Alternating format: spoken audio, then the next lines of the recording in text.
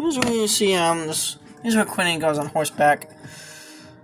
And, now, this movie is actually shot on location in Wales and the English coastlines. Yeah, I think it was actually shot mostly in Wales. Yeah, it was shot mostly in Wales, which is actually Christian Bale's homeland. Yeah, this movie was actually shot in Wales, and I believe in parts of. I think it was shot in northern Wales, and as well as I believe parts of England too. I think it was even. Yeah, it was shot. Yeah, I believe it was shot primarily in Wales. As you can see, there's the kind of rocks, which I believe are actually a kind of well shot canyons. They were actually kind of Welsh mountain ranges that were actually kind of adapted for the film's production. Now, I believe production on this movie was actually kind of a troubled one. Now, I think allegedly this movie, it had some kind of studio intervention during production. Apparently this movie, I think, was allegedly actually supposed to be R-rated, but it was cut down by Touchdown Pictures.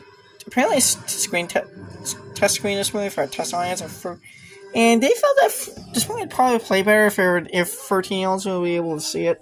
So they actually cut down a lot of violence, and I think they also cut out. I think in an early cut of the film featured the word "fuck" used a few times.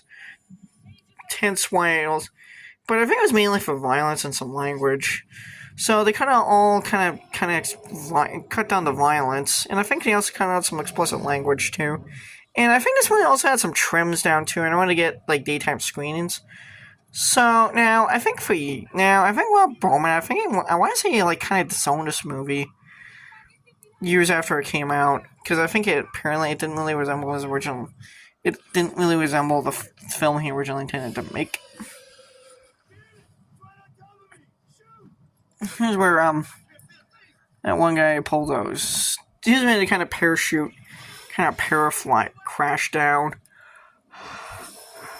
He's ready to catch the dragon's wings in there. Chain it. So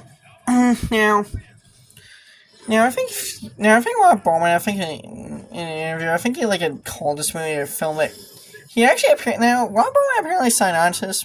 Now originally Rob Bowman was not the first person approached to direct. Originally Jonathan Mostow was initially approached to direct, but turned it down. And I want to say Roger Donaldson was also attached to direct this at one point, but the job ultimately went to Rob Bowman, who actually accepted the film because he actually liked the idea of making a movie about dragons, because he found it to be a really cool thing he had wanted to do as a director, was make a movie about dragons. I mean, who wouldn't?